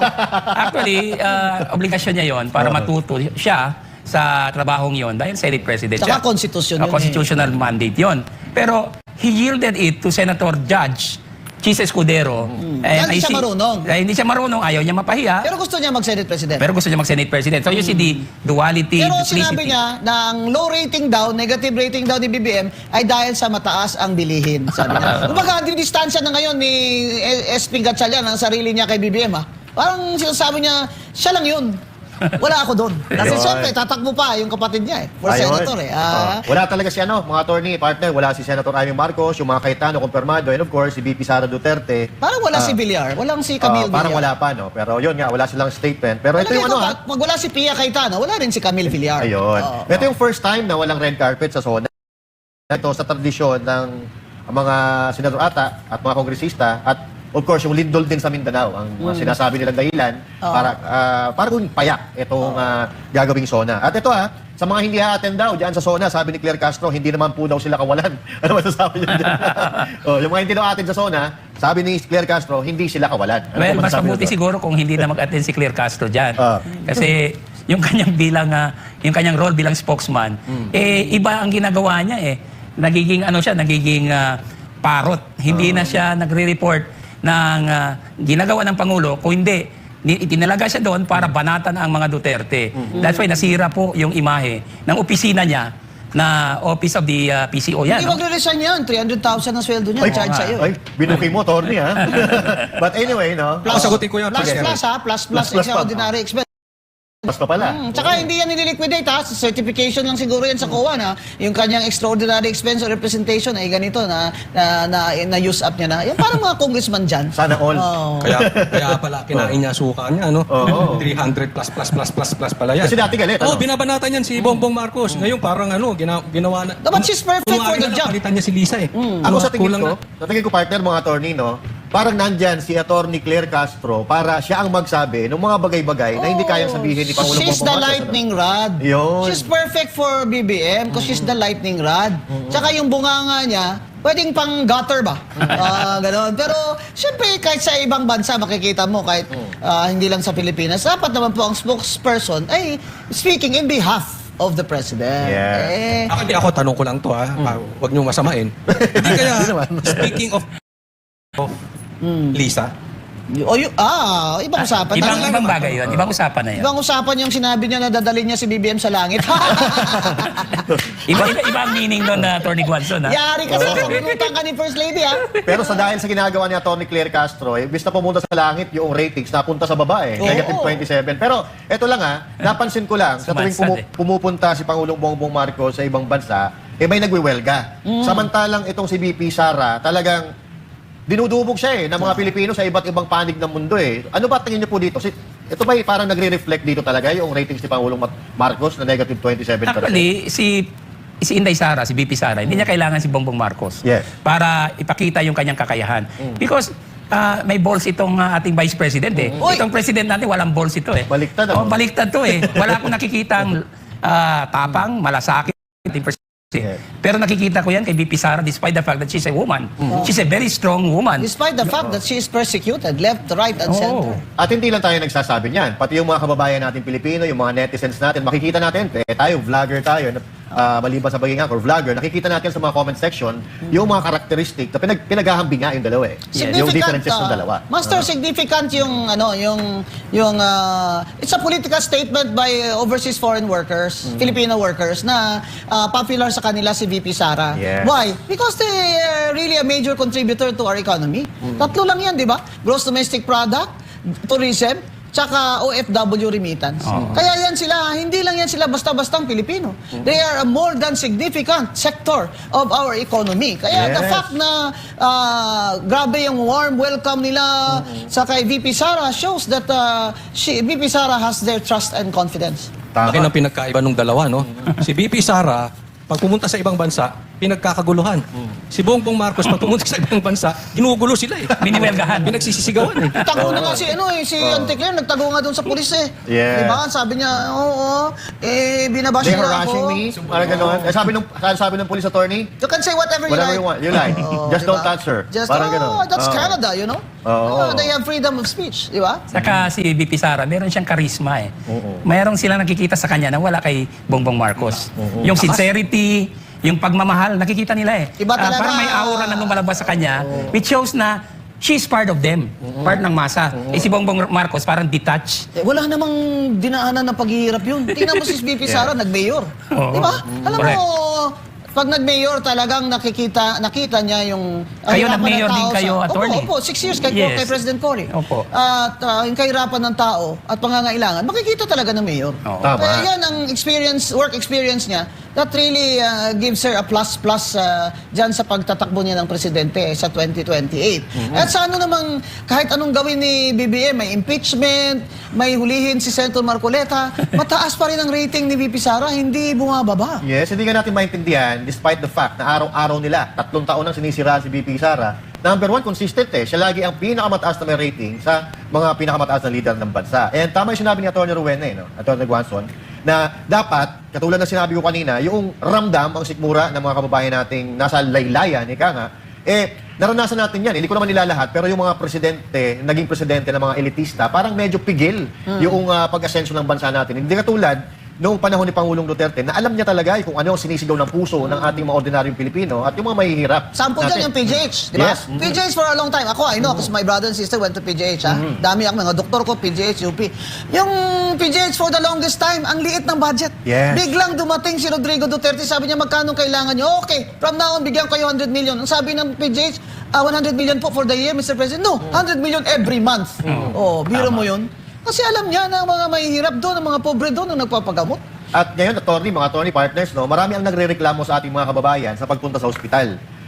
Dati, makakapasok ka kahit wala kang pera Ngayon, meron tayong mga nakikita, social media at sa mga balita na rin, na pag wala kang pera, parang mahihirapan ka na naman magpapagamot Kumbaga, madudurog na lang yung puso mo doon sa nakikita mo sa social media ng mga pasyente na nawawalan ng buhay dahil hindi makapasok sa loob ng emergency. Alam mo, ang realidad ngayon ay tinanggalan ng pondo yung malasakit centers which have been in existence for several years. May batas yan Hindi pinondohan. Bakit? Because gusto nilang pilayin si Senator Bongo. Trademark ni Duterte. At Duterte. Yung legacy niya. Na sinong natamaan dyan?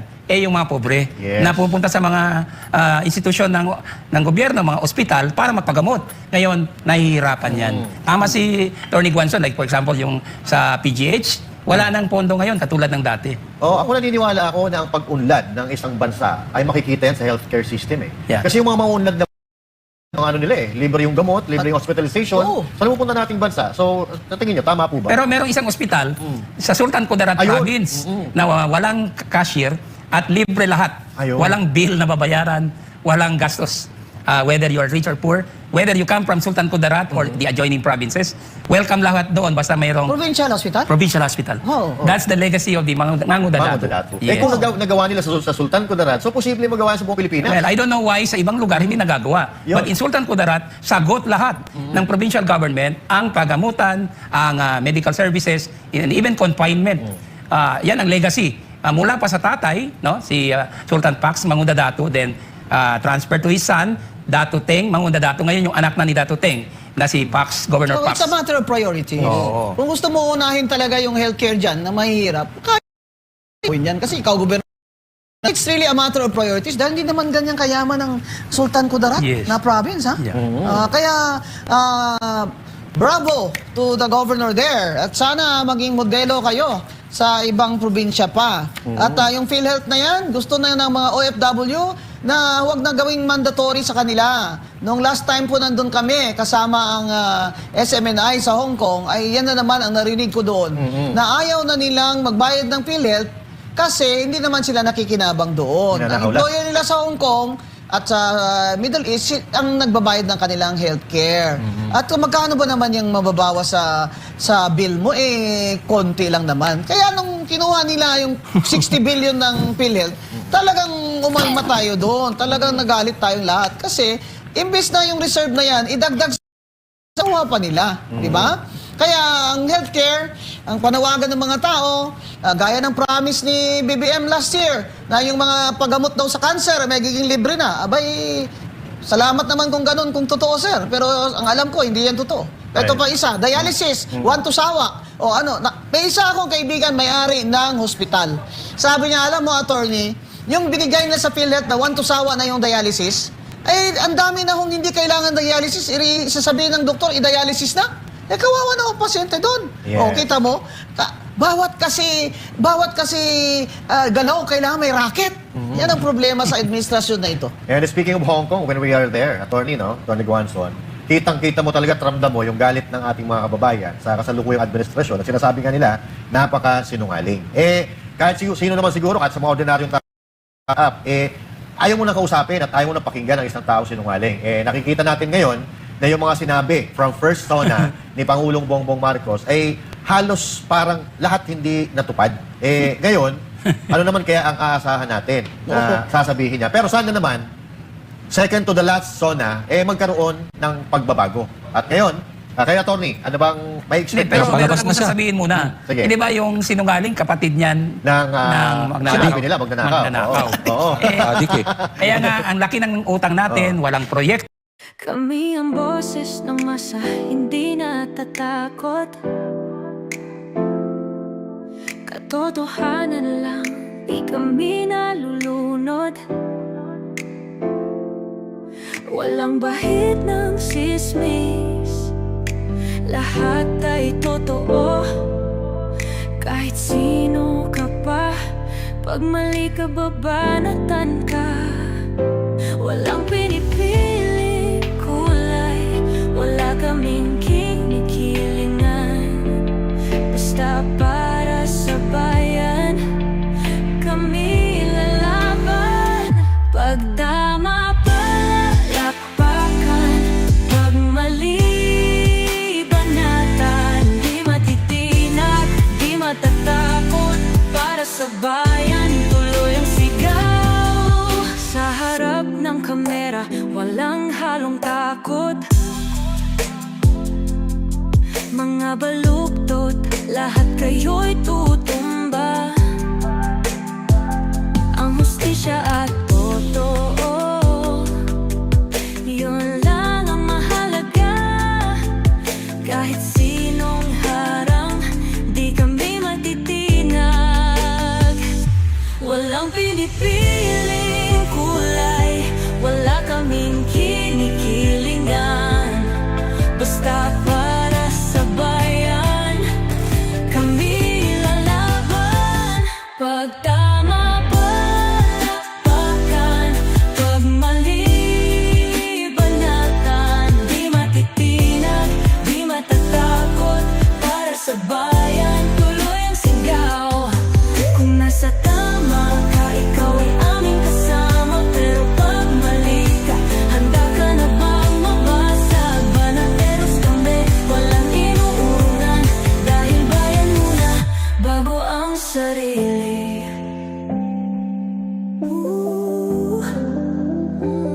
Bago ang sarili.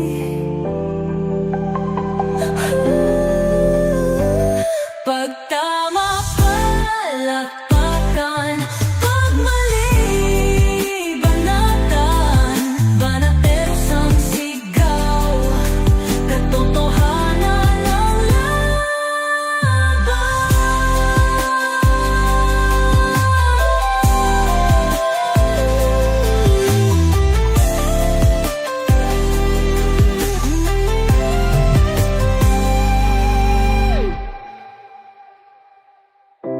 sa harap ng kamera, walang